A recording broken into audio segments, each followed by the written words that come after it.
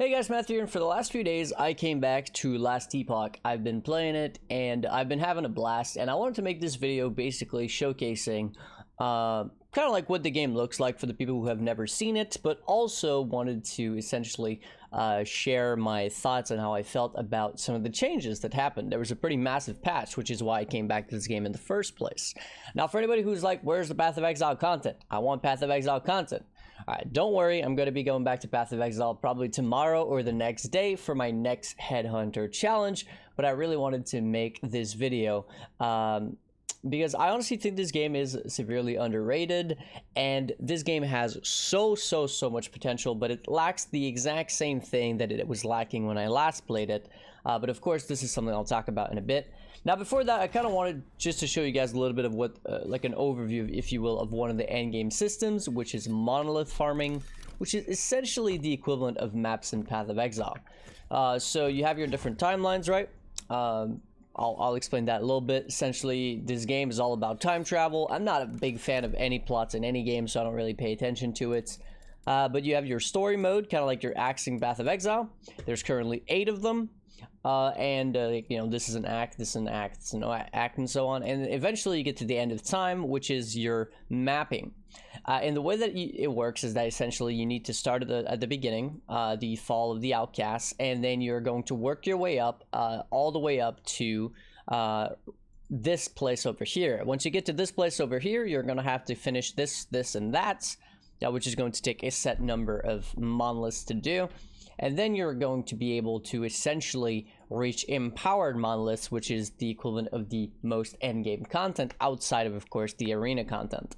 Now, I'll give you guys a bit of a guide on essentially how this works, how you go up through this little tree here, and why you'll see there's some zones that are grayed out. The zones that are grayed out essentially are zones that I haven't gone to yet. Now, why are some zones grayed out and some not, right? Why did I go here and not there? Essentially, different zones have different rewards. And the rewards, you can actually see them here if you press I under blessings. Different zones offer blessings, which are actually a passive, if you will, bonus to your character, which does have a range within where it can roll, and of course empowered monoliths, which is what I was talking about, right? Whenever you complete all the monolith, or the 3 top monoliths, then you have unlocked the empowered monolith, will give you even better ones of these blessings, if you will. So as you can see, there's currently 10 different places to be going through and to get your blessings, and these are always apply to your character. I believe that they are character based, however. So for example, you know, if I make a new character, I have to farm all of these up again, and some of these are very strong, in some cases almost mandatory.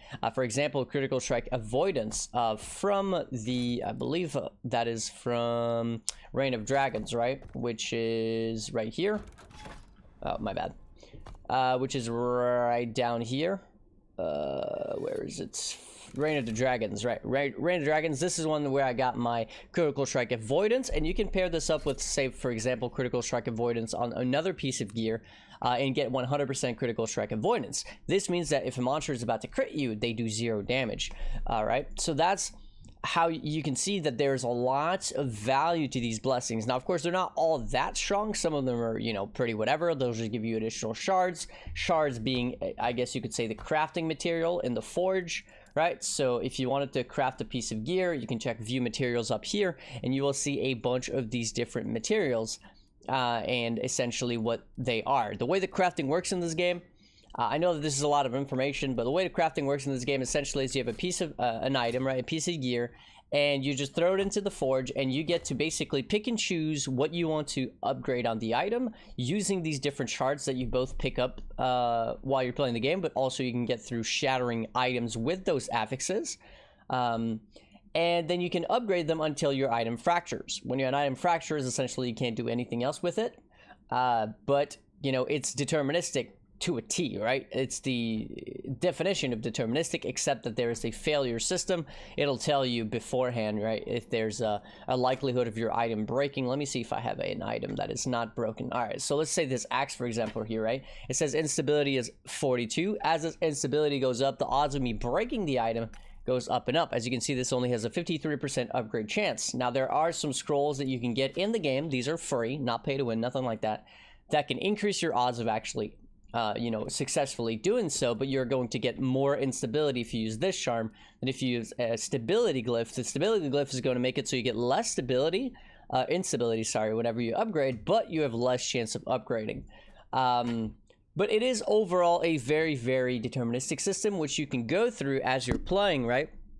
An hour or two a day, or even just once in a while, and you actually feel the upgrades on your character every single time. And this is the biggest difference, I think, than Path of Exile. Path of Exile is the sort of game that you could play for 6 or 8 hours every day and barely feel like your character is making any progress. In this game, you can feel every single upgrade. Obviously, it helps. They can visually see the numbers that you're hitting for, right? So this is always nice. Of course, we can't really do that in Path of Exile because we're hitting in the, you know, hundreds of millions. So that's a bit of an issue. But in this game, we can do that. Now, another thing that they worked on, because so far I've only spoken about, you know, things that were already there. In terms of the new stuff, they've reworked a lot of UIs, so in some cases I'm a big fan of it, in some cases I'm not quite a big fan of it. The Forge, for example, I thought was a little bit simpler beforehand, but once you get used to it, it's pretty easy, right? You have any affixes, prefix, suffixes, so you see all your shards. If you wanted to see, for example, health, right, you know, you can check out and see that you can craft health on helmets, body armors, belts, and so on. So it's very, very easy going. Which makes for a very deterministic and simple crafting system, which I think is something that's really, really nice when you're self-crafting gear. Otherwise, they have nerfed a little bit on the idle side of things. I think there was more idle slots than there used to be, but there's only 2 slots for 1x4 idols, which are the highest damaging idols in the game. Before that, people used to use 4 slots of 4 of those, and basically that was it, right?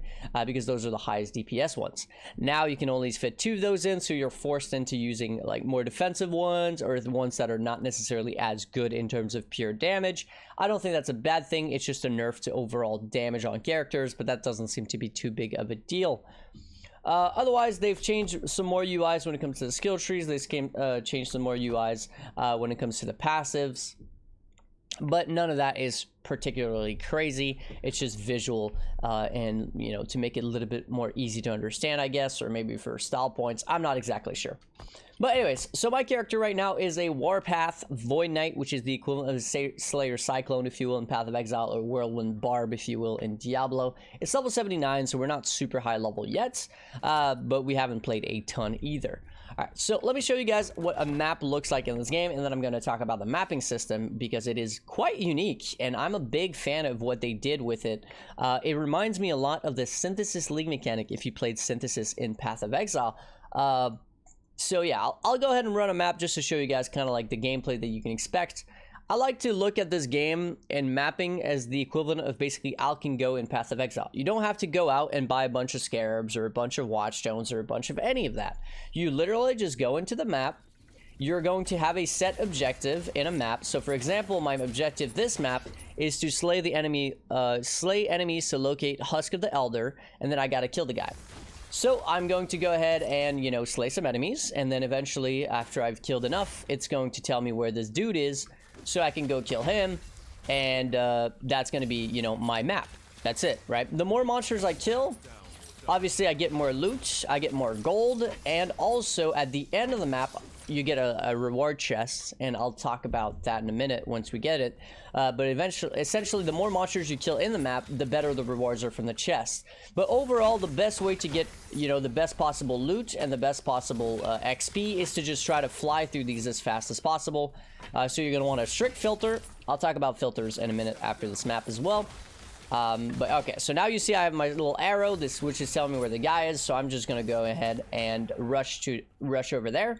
I'm going to kill him, and that's going to be it for my map. These, I guess, orange/brownish things that you're seeing on the ground are glyphs, sorry, either glyphs or shards, which are essentially the crafting materials that is used in this game. The items that have, you know, either blue is for magic, you know, yellow is for rare, uniques, and then of course there is also this color over here, which is like cyan, if you will, and that is for your idols as well. All right, so let's get over to the guy, kill him, and then we are going to move on. Now this is not empowered monolith, so it's not like the super hard ones, if you will. This is still pretty early game, if you wanna call it that. It is the mapping system, but it's the early of the mapping system, if you will. All right, so this is the boss I gotta kill. Now I'm gonna boost up my character to do as much damage as possible, and I'm going to blow him away, pick up my loot, and then even for additional quality of life, the way that it works is they have this little thing here that appears, says open portal. This tells me basically that I've completed my map. So now I can go in the portal, and I'm going to go where, I guess you could say, this is like the lobby of my mapping experience. So this little fireball here thingy, sometimes you get it, sometimes you don't. It's random. But this chest you will always get. And this is the chest that I was talking about. The gear that you get from this, the loot that you get from this is going to be based on the amount of monsters that you're killing in the map. Of course, it's random which like sort of loot you're gonna get. Sometimes you get rare items, sometimes you get a unique, sometimes you get some shards, sometimes you get some glyphs like I just got. As you can see, there are filters in the game. This is the amount of loot that actually dropped out of there, but this is what I'm seeing on my filter, right? I only picked up the stuff that I care about, which is something that's really cool. Now they have this little button here, which is transfer crafting materials. So all the crafting stuff that you could see, that the shards, the glyphs are automatically transferred. They are all going to go to my forge. So now I basically get my leftover loot. I get to vendor the stuff that I don't care about. And then the stuff that I do care about, let me try to find an item, for example. I'll just use this as an example, because whatever. Right, let's say this sword here. I'm just going to throw that in the dump tab. Actually, no, I already have that one. So I'm going to go ahead and sell all this stuff, right? Because none of that's too crazy. But let's say this sword here had an affix that I really care about on my character. So something like, I don't know, flat void damage, because I'm a void based build. Now if I wanted, I could actually open up my forge and shatter this item in order to basically get shards for these specific affixes. So in this case, I only have a T1, so it's really only going to give me one shard of melee damage, which is not good at all, but it's just for an example. You'll see that it gives me one shard. It will always at least give you one shard, but it can give you as many shards as the tier of your affix. In this game, it starts off T1, but it goes all the way up to T5 for crafted affixes. As you can see, my sword says maximum craft or max craftable, and T6 and T7s are going to be dropped only. For example, if you look at my chest piece here, it's T6 on the elemental resistance, right? If I was to shatter this, I could get all the way up to 6 elemental resistance shards. That's essentially the crafting system and the mapping system. So it's very fast. As you can see, these maps take anywhere for like a minute, and I'm not even like rushing, right? I could have rushed to the boss way faster than that.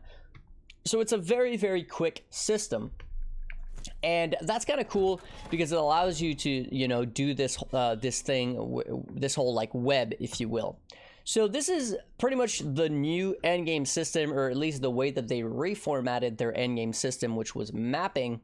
And I think it's quite interesting because the way that it works essentially is that you see your rewards prior to actually going in there. So for example, this one says echo information, and then it says my echo rewards are going to be affix shards and timeline stability.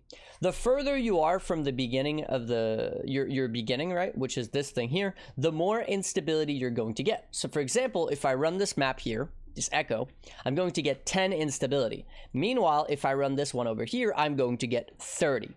Now, what is instability for, or sorry, what is stability for, sorry, and why do you care about it? So as the top of your screen, you can't quite see it because of my overlay, but there's a line where you can see a number of stability. And essentially, this stability, the amount of stability you have, is going to unlock the quest echoes. And the quest echoes is the same thing that it used to be, which is you have to do 3 of them, and the third one is going to be the timeline boss, which is going to give you the blessing that I was talking about at the start of the video. If you don't get the blessing that you want, you have to go through the timeline again in order to get it again. So that's where, you know, it can get a little grindy if you want to get the best possible blessing, especially in empowered timelines in every single one of these zones. But now my stability goes up, right? as I'm getting further and further from my beginning node. Now, why am I getting more stability? Is because the maps, or the areas in general, are getting harder, right? So see, for example, this one, which is right next to it, has enemy modifiers have 12% damage and 100% crit chance, and player modifiers are also affected by quantity and rarity. The harder the map, the more you get from it. Next, I'm going to get 70% chance to shred armor on hit. Next, 25% damage, right? And the thing is, these modifiers are going to get harder and harder and harder. And as you can see, it says all modifiers for the last 3 echoes. So it's getting harder and harder and harder, and I'm getting more and more modifiers. You can see all modifiers from the last 4 echoes. So that would mean enemies have 30% endurance. Also, enemies have 12% chance to slow. Also, enemies have 30% health. And finally, enemies have 30% endurance, right?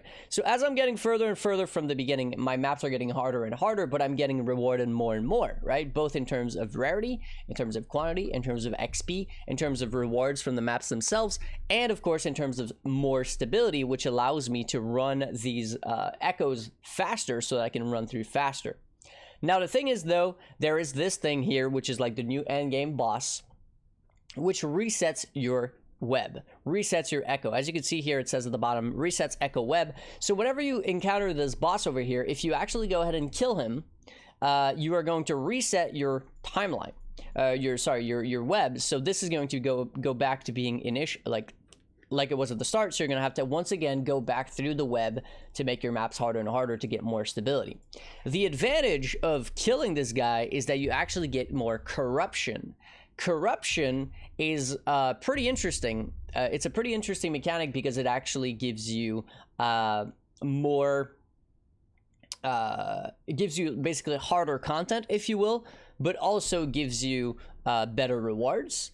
But it also, the further you kill this guy from the web, you're also going to get more stability. As you can see, a regular map will give me 30 stability, but this guy's going to give me 64. So essentially what I'm saying is you don't want to kill this guy as soon as you can every single time. You want to try to kill him as far away from the beginning of your echoes as possible to try to get more timeline stability. So basically, whenever you kill this guy, he's going to account for more maps, technically, or more progress, if you will, but also he's going to give you better rewards.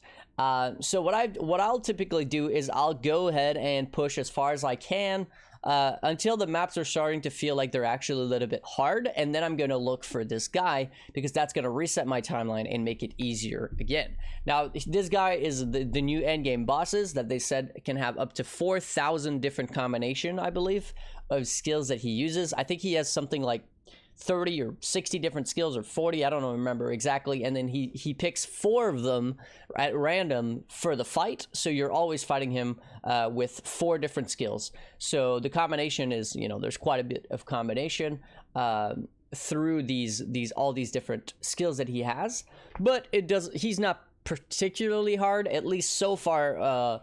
There's like only a few abilities that I've encountered which makes him like really annoying, but overall I'd say that he's not super crazy. But of course I'm not in empowered timelines and I'm not doing him super juiced up either. He also has different unique items that he can drop, which are I would say some of them are pretty powerful, some of them are actually like enabling for certain builds even. But most of them are like whatever. I think the reason to really use this guy the best is to kill him for the most amount of timeline stability. So for example, you can see that this quest Echo, the third one, requires 800 stability, right? But if I'm doing some regular mapping, I'm only getting 20 or 20 something stability per map. I need to do quite a bit of maps in order to get 800, but I can do one of these guys and he counts for 3 maps. Of course, it's going to reset my web though. So yeah, don't kill him every single time you encounter him, but he's a really cool boss fight. I quite like it. I just wish maybe it was a little bit more rewarding in a way. I feel like it's not that crazy, but again, I'm not in the empowered timelines yet or anything like that. I think that's pretty much all they did in terms of change, in terms of the stability. Essentially, you have a lot more choice now. That's the biggest thing, is you have a lot more choice in terms of rewards, right? So if you're interested in getting more XP, you're going to be looking for these echoes that have this tome of experience as a echo reward. This essentially is just exactly that. It's a tome at the end of your map, which, well, gives you experience, right? So additional XP. But if you're looking for, let's just say, you know, more shards in terms of affixes, you're going to be looking for echoes that have affix shards. So it gives you, or for if you're hunting for uniques even, there's also one for that. So yeah, it really gives you a lot more control over the sort of maps that you want to do, which we really didn't have before. The way that it worked before is that you would essentially press the map device or the echo device, whatever, and sorry, the monolith device, and it would give you two options, option of two different echoes. You have to choose the one that you wanted. And the thing is, in some cases, especially for hardcore players, both options kind of sucked, right? They didn't really have any option, and you also didn't really have any option in terms of what loot you were getting. So I really like this. I'll be honest, I think this system is really cool. I was a big fan of the synthesis system in the Synthesis League in PoE as well, and it's very similar to that. The only problem I would say with this system right now is that, or not with the system, sorry, with the game right now, is the same problem that I had the last time I played it, and that is lack of endgame content. I do think that this is cool, but the problem with this, and the difference that Path of Exile has with, you know, so much additional maturity in you know, the game being 10 years old, is the fact that there's so many things you can do.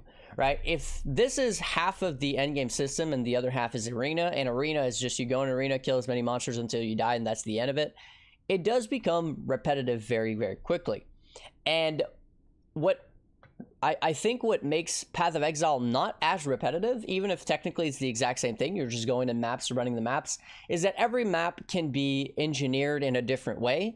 Every map can have a different goal, right? So if you know, use certain scarabs, you will, you know, get some sort of map that is mapping experience that is more unique than if you use another sort of scarab. So there is a lot more dynamic in the actual system. This is a lot more static, right? You're always doing the exact same thing. And what I think is going to make this game so much better, which is coming next big patch, is multiplayer. The problem right now is that if I wanted to crazy min-max this character, it would probably take me an infinite amount of time, or I would outright never be able to do it in my lifetime. Because getting the right set of, or sorry, getting the right pieces of gear with the right affixes at the right tiers on the right bases is extremely hard, especially if we're talking about affixes that are basically like best in slot T7s, and also, you know, with alongside other affixes that are also good for the build that I'm playing. Now, of course, this is the equivalent of saying mirror tier items in Path of Exile, and everybody knows you don't need mirror tier items in Path of Exile, right? But it's cool to have a mirror tier item, and the reason why people play ARPGs is because they can upgrade their character through gear and through levels, but there's only so many levels that you can get. There's not really any end to how good your items can be, right? And I think that trading is going to basically alleviate that issue a lot, and of course, depending how they implement it, but I think it's going to make this game so much more fun, but not really fun, because I think this game is already super fun. I guess what I'm trying to say is it's going to give a lot of replayability to the game, because even if you're farming, right, and you get a piece of gear that you personally don't need on your gear right now, but that is considered absolutely insane. For example, I think this is my best item ever since I started playing this game. I have a T7 +4 Rive chest on a perfect increased critical strike chance base, with pretty decent vitality, pretty decent elemental resistance, and of course percent health. This chest piece is absolutely insane, but I don't need it, right? I don't need it. And if I never play a Rive build, it's completely wasted. Once training comes out and I can take this chest piece and sell it to someone else, whatever it's for, maybe it's going to be for shards, like rare shards, maybe it's going to be for runes, maybe it's going to be for scrolls, maybe it's going to be for outright gold. I don't know where they're going with the trading system, but once this item has value to somebody else who's willing to give me something that I do need, right, so that I can go out and buy an item that my build does need, then I think the game is going to have so much additional replayability. Overall, though, I still think that the game, even in its current state in a solo self-found, you know, game type, if you will, right, single player, where, you know, it's just you, I still think that it's worth every penny that it costs, like absolutely every penny. It's a really good game, and I think the best way that I can summarize the game is it's a more casual Path of Exile, in a way that you can actually make progress and feel progress and craft your own items and farm your own blessings and all that. You can do all of this by yourself, slowly but surely, and feel every single time that you upgrade your character. I mean, you can even feel additional movement speed on your character, right? At the speed at which you run the echoes, which is really, really cool. Anyway, so that's going to be my updated, I guess, first impressions, if you will, of this patch of Last Epoch. If you've been wondering, should I pick up this game, I would say this is a perfect time. This is a perfect game to detox from Path of Exile. So, of course, the decision is yours, but I do think that it's worth every penny. One thing that I will mention before I leave as well is that this game does have regional pricing on Steam. So, depending where you live, there are some places where you can get this game for extremely, extremely cheap. But of course, I still think that even at full price, it's currently absolutely worth it. Anyways, hopefully you guys enjoyed that. Before I go, as always, I want to say a massive thank you to my supporters: Flame Scorpion, Richard, Willie, Alex, Jordan, ML, Raymond, Tim, Scott, Lost with a Map, Grimoire, Nathaniel, Kremis, Justin, Kevin, the other Justin, So Nice, Axel, Mercury, and Bizen. As well as a massive, massive thank you to everybody who wishes to remain anonymous and anybody else who has supported me in the past. Hopefully you guys enjoyed, and I'll catch you guys in the next one. Peace.